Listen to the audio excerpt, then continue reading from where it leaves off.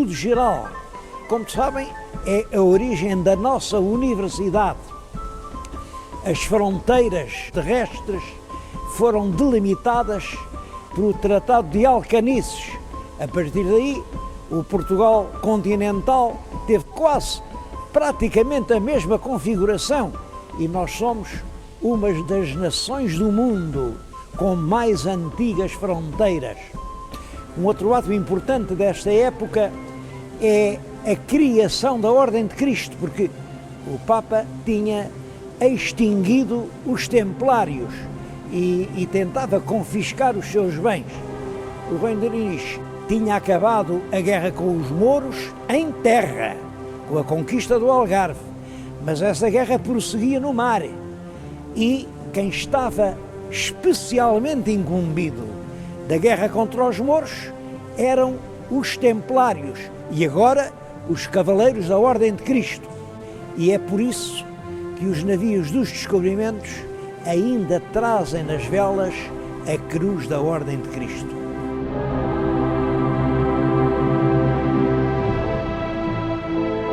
É muito considerável a obra de fomento interno feita durante a época do rei Dom Dinis.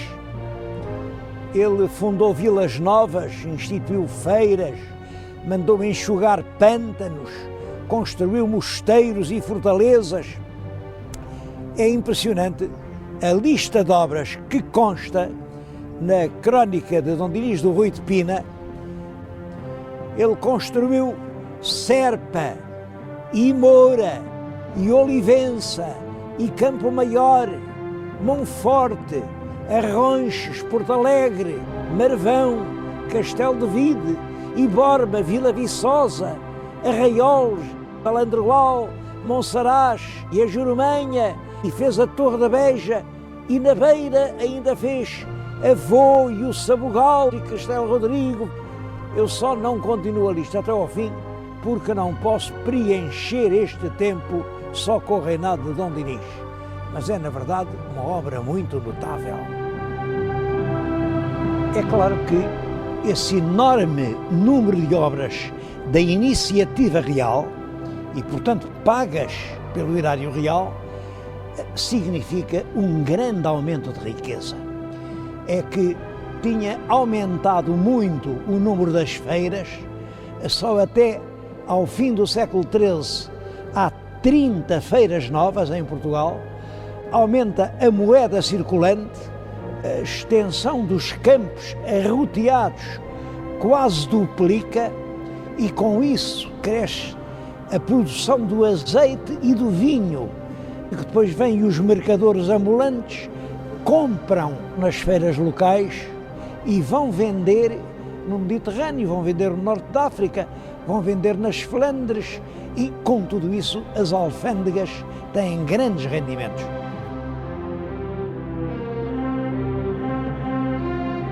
O rei de Portugal casou com uma filha do rei do Aragão, a princesa Isabel. Vem a ser a famosa Rainha Santa. Esse casamento fez-se primeiro por procuração em Barcelona e depois realizou-se com uma grande solenidade na vila portuguesa de Trancoso. Penso que esse casamento é um facto importante na história portuguesa. Importante tanto pela personalidade da Rainha Santa, que se vai revelar uma grande defensora da paz, tanto no plano interno, porque o país estava dividido em frações que se degladiavam de morte, como no plano internacional, em que ela procura que Portugal tenha uma posição de árbitro, de medianeiro entre as várias nações hispânicas. A rainha, em virtude dessa sua ação, foi rodeada, ainda em vida, por uma espécie de auréola de santidade.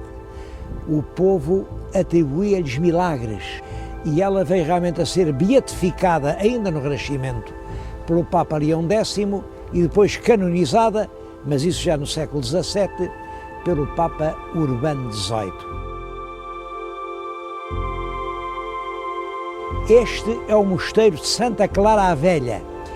A rainha, já nos últimos anos de vida, é por volta de 1330, ela morreu em 36, manda fazer um sepulcro lindíssimo e a ideia dela era ficar aqui, nesta igreja de Santa Clara, que ela própria mandou construir.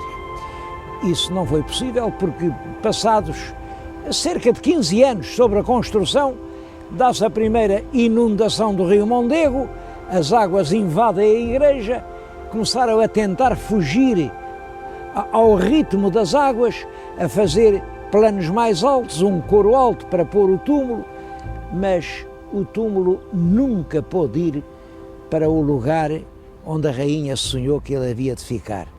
Acabaram por colocá-lo também aqui em Coimbra e está no coro alto de Santa Clara Nova.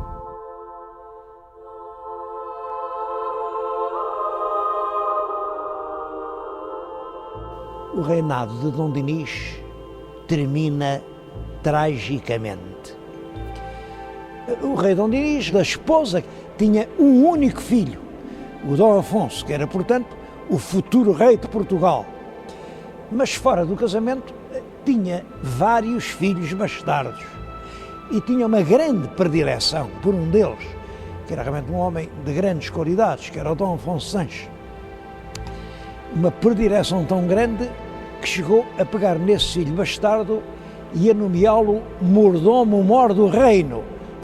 O herdeiro do trono, infante Dom Afonso, que é o futuro rei Dom Afonso IV, chegou a acusar o pai de o querer substituir no trono pelo irmão, pelo Dom Afonso Sanches, e revoltou-se abertamente.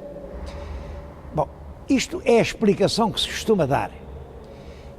Os documentos que se conhecem revelam que, em parte, esta intriga é verdadeira e que este foi o motivo direto da revolta.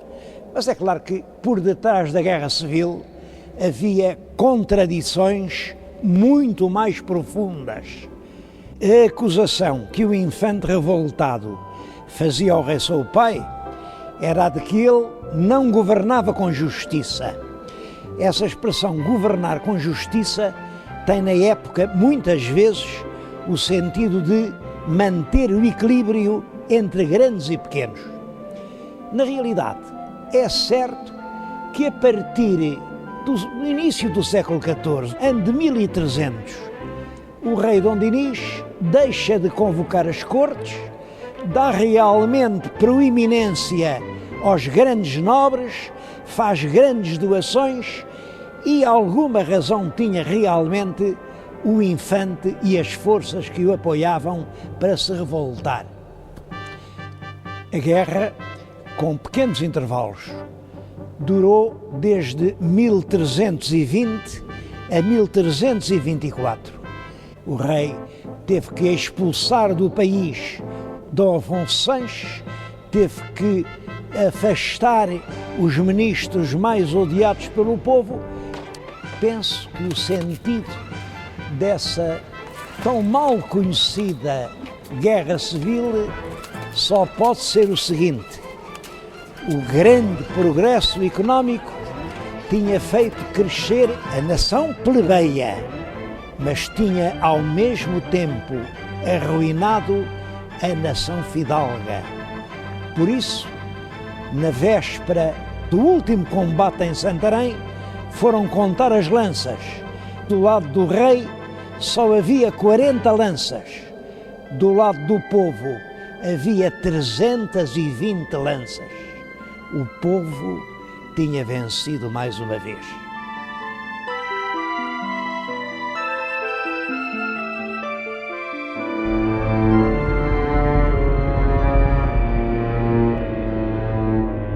O século XIV foi um mau século para toda a Europa ocidental e Portugal não fez exceção. É realmente o século da fome, da peste e da guerra. Os progressos do século XIII tinham aumentado muito a população. as cruzadas tinham feito surgir grandes cidades.